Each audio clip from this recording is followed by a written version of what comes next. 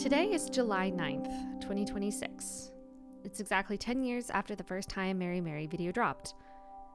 If you haven't met me before through one of my temporary uploads on this channel, my name is Kay, and I am the creator of this series.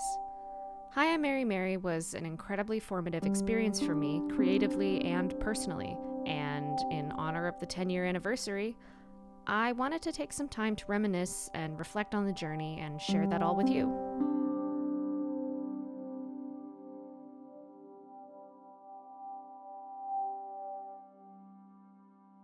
Ten years ago, when I was 19 and just out of my freshman year of college, I wasn't expecting much to happen with Hiimmarymary. I spent my adolescence obsessed with found footage web series and ARGs like Lonely Girl 15 and all of the Slenderverse, so when I got to college, I became consumed by the desire to make one of my own. I just needed that really good idea. Generally, whenever I get an idea for something, I ramble something into my notes app on my laptop or my computer, and boy did I ramble. Some of these ideas were seriously ambitious and far out of my depth, involving video games turned real, full-scale alien invasions, nightmare worlds, all kinds of crazy stuff. None of them really grabbed me, as deep down I knew I didn't have the skills to accomplish the things that I imagined. Then, one day in April, I got the idea for a series I called Mary, about a camera-shy young woman haunted by the physical manifestations of her demons. I was very obsessed with Silent Hill and PT at the time, and I think you can see the influence. This one grabbed me. I expanded on the idea, fleshed out some themes, designed some characters, and started putting a cohesive outline together. This was something I could realistically achieve. One camera, one actor most of the time, and one house. My biggest concern with making a series was about the availability of my friends to act in it, had I chosen to involve them. I liked series with larger casts like Everyman Hybrid or Dark Harvest, but my friends and I all went to different colleges all over the country, and when we were back in our hometown, people were very busy with jobs or other obligations. Scheduling would have been a nightmare. I was the only actor 80-90% of the time, and I would frequently be the only person I needed to rely on to get the videos out. I spent that last month of college jotting down ideas for how I wanted this to work, and once I returned to my hometown, I started to build. The first video was shot and edited in basically a couple of hours, minus the nighttime shot at the end where I convinced my sister to help me film.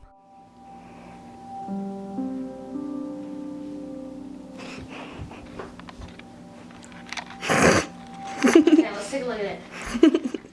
On July 9th, 2016, I posted hello on YouTube, and the rest was history. A fun fact few may know, the channel was originally called Mary when I posted the first video, in reference to the nursery rhyme. This changed when my dad tried to watch it on his laptop. He searched and he couldn't find it, and that's when I discovered that when you search YouTube for Mary, you get the contemporary gospel duo Mary. To help my dad find me on YouTube and differentiate myself, I added the "Hi, I'm" to the beginning. That first summer was spent gathering footage and editing. I managed to post 2 more videos, Dislikeness and Goodnight, while I was still at home, but I gathered the footage I needed for the next couple before leaving for sophomore year. One of my fondest memories was bringing my laptop to my summer job and rotoscoping the shadow monster in the break room. I remember telling my coworker about the series when she asked what I was doing, and I think she was my second subscriber. My first subscriber, I think, was one of my best friends, who shall be henceforth known as Other K. It's only 26 letters, what can you do? Other K was not a recreational horror watcher, but she insisted on watching every single video, promptly texting me about how scary they were and threatening my life. Other K ended up frequently being my hiking buddy anytime I needed to go to the location I used for the garden. You're gonna get wet, you're gonna get wet. I'm gonna stay away from that area. I'm gonna do a leap. Alright. Other K was also the voice of Liz, Mary's friend featured in the blog content. Do not use the horoscope to justify your bullshit. It's okay. My friend M was recruited several times to play the Veiled Woman, and she always went above and beyond in the videos she was featured in. She was really understanding for an actor dealing with an amateur director who was basically choreographing on the go, and I will always appreciate that. And then when I say but, you grab me, and then I'll click for the punch. Okay. So... we can just try it. Okay. God damn it! Yeah. Relax though, Yeah. She had some stage combat experience and used that to help me execute the stuff we needed for Gone. That video wouldn't nearly be as impactful as it was if it weren't for her influence. Like, she knocked it out of the park, and I will always be grateful for that. My younger sister E was also a really important help. She frequently wore the veiled woman's mantle, and she held the camera a multitude of times as Mary. Hi. My little sister was also not a huge horror fan, so it was always a really fun time convincing her to stand in the dark for a video. So ignore all sounds you hear from me. I won't be screaming, but I will be like sharp breathing. Can I cry? I'm kidding. You good? I'm literally like a weenie. Now that we're both adults and we live far away from each other on separate coasts, I will always cherish the times that we had filming that stuff together.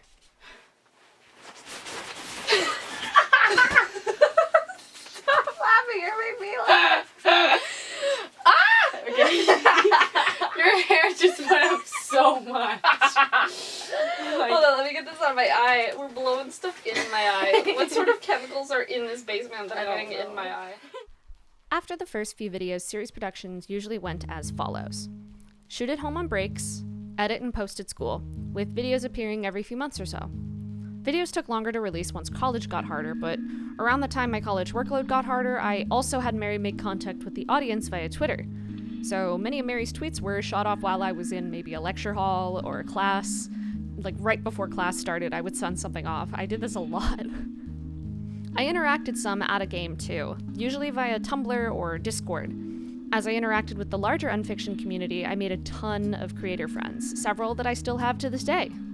And for fun, I collaborated with Valeria Santiago to design a little Easter egg crossover with her Slenderverse series, The Record of Stan Frederick. It's very blink and you'll miss it on my end, but it was really fun to make, and it made me feel like I was a part of a larger community. On Tumblr, I regularly gave updates, and I generally lurked the fan Discord, saying hi now and then, or reacting to something and saying nothing to scare everybody. That's pretty much how it went until I graduated and started my first post-grad job. On top of my job, I started doing some online courses, so finding time to shoot and edit the last few Mary videos got tough. Unfortunately for the world, but fortunately for Hiimmarymary specifically, COVID hit, and I was furloughed for 2 months, giving me the time I needed to finally finish the last videos. The entire thing took 4 years to run, and it basically carried me through college. When I posted the final video, I took a moment to really drink it in. I had made a whole series. It was done. When things went well, they went really well. There were a lot of aspects of Hiimmarymary that I'm still really proud of. I think the narrative stayed fairly cohesive and never ran in too many directions that confused the viewer. I'm really proud of my scares. I think a lot of them were constructed really well and really freaked people out. My goal when creating the scarier elements was to instill a sense of dread that built up to larger scares so that when I used a jump scare it felt effective instead of cheap. I'd like to think I pulled it off. A lot of my scares were fears that I had in passing made manifest, such as, oh, I'm scared something is behind me on the stairs at night, or what if something grabs my feet from under the table? The other thing I'm really proud of in hindsight was the way I set up the interactive elements of the story. Early on, I had a lot of the older ARGs as examples to work off of, so I convinced myself I really needed to have codes in Mary somehow for it to be valid as an interactive project. And the one world code I had sucked buns. It was so bad. The later interactive elements were better done, and I'm really happy with how they worked. A lot of the ARG elements and interactivity in Hiimmarymary ultimately functioned to drive home important themes regarding good versus bad coping mechanisms and enablement. The audience frequently enabled Mary's trips to the garden, supporting and validating her choices even as it started to make her sick. When the audience uncovered the hidden messages from the woman in white, some of them started to understand what they needed to do to help Mary, urging her to stay away from the garden and face the veiled woman directly. This came to a head during the live stream, where the people who understood that they were enabling Mary directly fought with those who encouraged her to go to the garden. Once Mary hit rock bottom, the interactions with the woman in white taught everyone what they needed to do for the finale, and the audience swiftly spread the news and instructions throughout the immediate community through Tumblr and Discord. This led to an explosive response when it came time to save Mary, and I couldn't have been happier with the result. People felt like they had worked together to save somebody's life, and I was so grateful to them for playing. It was awesome to watch. As for the things that changed during the course of the series, the most notable one was the existence of the woman in white. She did not exist in the plans for at least the first year of making Mary. I realized, while thinking about my story, that there was no real voice of reason or guide-type character whatsoever. She also was fleshed out to be an active liaison to the audience when Mary was cut off from the world again, and her presence was necessary to pull off the interactive parts of the ending. The other notable thing that changed was my expectations involving an audience whatsoever. When I first started, I only ever expected a few hundred people at max. I was so excited to have 7 subscribers for like 7 months. That made me so happy. I never imagined the series would be what it's at today. That there's a Silent Hill canonically located in Dunkin' Donuts. Having hundreds of people show up to support Mary in the finale sequence was something I, at 19, would have been dumbfounded by. For the things that went wrong, there were definitely a few flubs here and there. Like I said before, the code I tried to pull off in the early series was poorly constructed, relying on a standard keyboard setup that wasn't consistent per viewer. In hindsight, I should have just nixed it. The other poorly done hidden message involved the difference is important bit on the blog. Not every viewer obsessively uses Photoshop the way you do, Baby K. It was still solved, but I wish I'd set people up for success just a little bit better in my wording and not assuming everybody uses Photoshop exactly as I do. I also wish I'd done more to develop some of the backstory and lore between Liz and Mary's fight before she came to the house. If you didn't follow along with the secret blog content, there's some audio files containing a moment where Mary's friend Liz tries to draw attention to Mary's declining mental health, and Mary lashes out and pushes her away. To get it under control. If it was under control, maybe you could talk to me about it? I'm your friend. I care about you. There is nothing to talk about. I think I either needed to flesh this out better so it was a bit more prominent, or cut it entirely and keep Mary's story entirely contained to the house.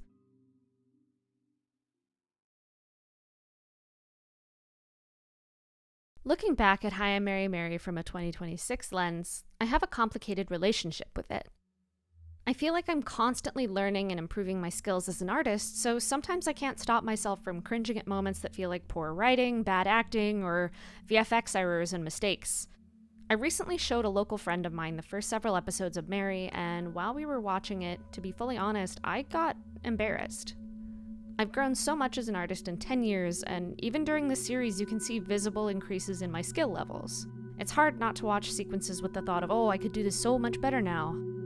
The YouTube plaque for 100K subscribers sits on a wall in my apartment. But when friends or acquaintances see it and ask about it, I usually wave off the discussions with something like, oh, I did some YouTube stuff when I was younger, and then I change the subject. I have a lot of professional peers in the VFX, film, and acting spheres, but I've never shared Mary's existence with them. Knowing that I have those thoughts might frustrate or upset some people, but anyone who knows me personally knows I have tendencies towards rampant obsessive perfectionism, and they won't be surprised. None of that means I don't think Hiimmarymary has value. I think it very much still does, and the story, interaction, and themes still hold up, even if some of the technical execution doesn't. Sometimes, when I feel overly negative, I go back and read the comment section of the final video.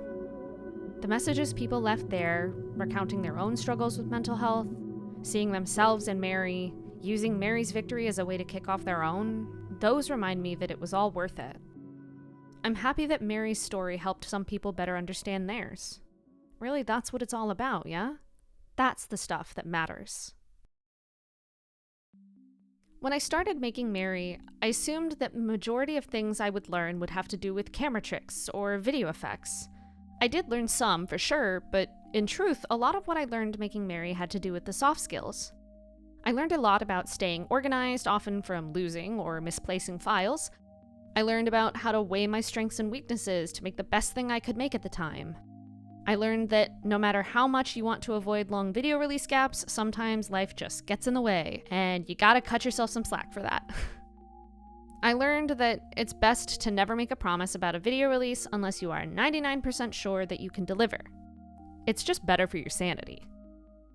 I also learned that soft anonymity makes for a really chill time on the internet. It's funny. I even learned a little bit about myself and better understood my own mental health. For the longest time, I'd never given a concrete meaning to the crawling darkness, writing based more off vague feelings that I couldn't pin down. I just couldn't put it into words. The other 3 monsters were fairly easy to understand, but the crawling darkness was very unique for me. It wasn't until several months after I'd posted the finale that I'd finally come to understand its meaning. I'm hesitant to even share my own feelings on its meanings, as I'm afraid people will dismiss their own personal understandings in favor of the creator's canon meaning. But for me, the crawling darkness reflected Mary's anger, her rage at her perceived powerlessness, and emotional outbursts caused by overwhelming fury. It's scary at first to reckon with it, and when it's too much, it completely destroys you. But it's not all bad. When you hold on to it, when you turn your anger away from your own self-destructive spiral, you can transform it into the force you need to begin to pull yourself out of it. Or at least, that's how I've come to understand it. I'm thankful that I had Mary to teach that to me. The funniest thing I learned, in hindsight, is that being a micro-celebrity is kind of weird. When Hiimmarymary first started out and I had under 100 viewers, everyone was relatively chill and we were all silly and things were fun. I genuinely felt like I could be everybody's friend and that we would all get along and make art together. When the series started to blow up, I noticed a gradual change in the way new people would talk to me. Many people stayed chill, but some people would put me on a pedestal immediately and behave in ways that I can only describe as fan behavior. There was a period where I fielded constant demands for my attention and interaction that I had to regularly turn down. I also noticed that people would treat my advice or input as god tier just because I was a so-called big creator, and I felt the need to remind them that I am literally just one person. I'm just some guy, please don't take my words as god, what the hell? Getting bigger also led to receiving a lot of crass sexual comments and messages about my body, something I at 19 and 20 wasn't really prepared for. I was dorky and invisible in high school, so getting these messages all of a sudden was like whiplash.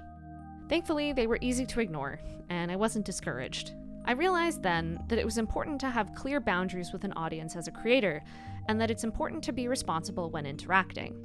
I keep a very private profile and I limit my interaction to only a handful of places. It's pretty peaceful. So what's next? If you've been following me on my behind the scenes channel, you already know that I've been working on another project for a while now called Sunken. While Hiimmarymary came from an admiration of found footage horror, Sunken is going to be a lot more me stylistically. It's chaotic, experimental, super ambitious, and I'm aiming to have it all done at time of release. Frankly, that's why it's taking so long.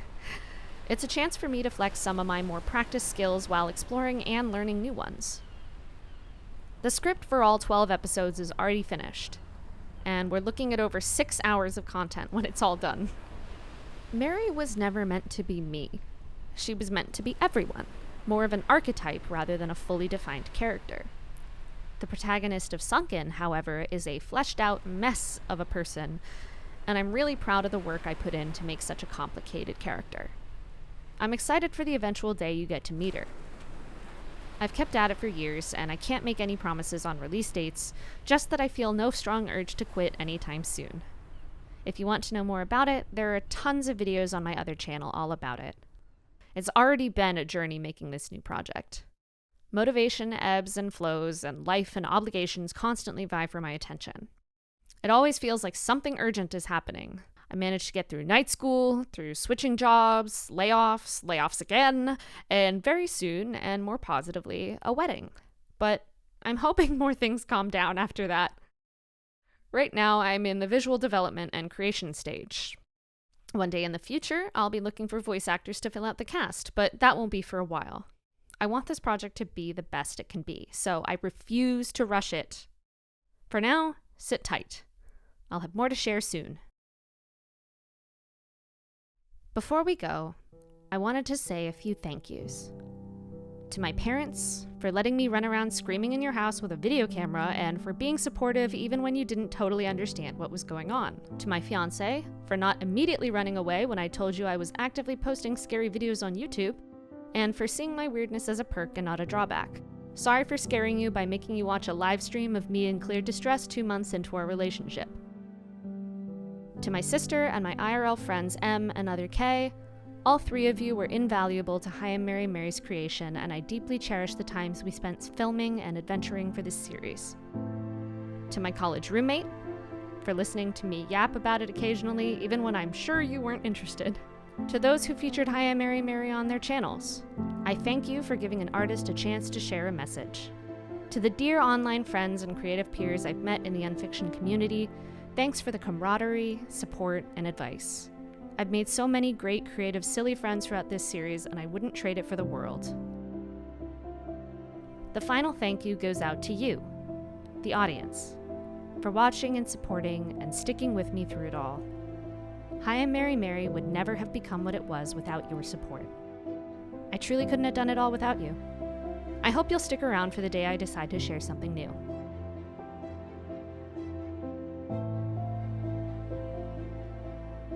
Years from now, when Hiimmarymary will be long forgotten, replaced by other beautiful works of horror art, that plaque will sit somewhere on my wall, and every time I'll see it, I'll be reminded of the wonderful time I've got to spend with all of you. I had so much fun! I hope you had fun too.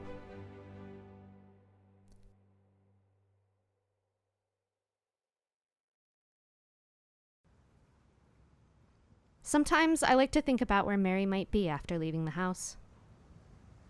I often wonder if she's doing well now. I like to think she is.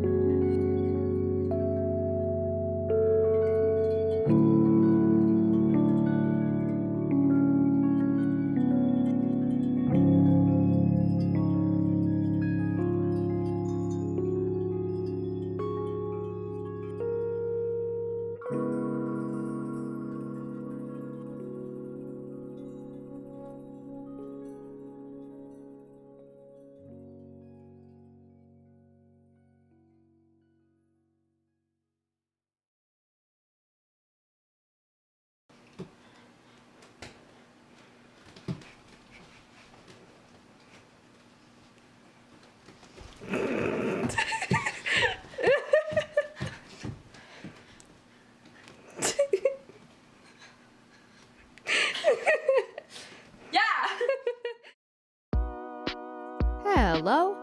If you're still here after the credits, I encourage you to subscribe to my personal channel. I like to keep my professional work private, so this is where I throw all my K stuff. Get it?